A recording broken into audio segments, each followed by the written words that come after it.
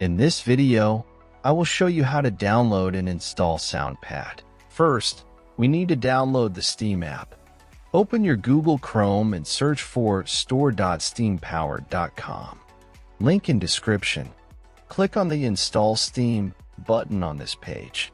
Once you've done that, at the top right corner of your screen, click on the .exe file and open it. Complete the installation, and once finished, open your Steam app. In search bar, type Soundpad and drop down you will see the game. If not, check video in description. If you see the game in drop down, click on the game. Now click on Add to Cart button beside original game. In new pop-up, click on View My Cart. Now click on blue Continue to Payment button. In payment methods, select your preferred payment method and proceed. After you're done with payment, next steps I will show with game I already own.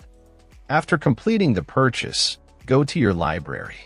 You can use the search box to find game you just bought or navigate directly to the games category. Next step I will show on game I own. First, click on the game you want to play. Now click Install. Complete installation process. When installation completed, click to play, and that's all.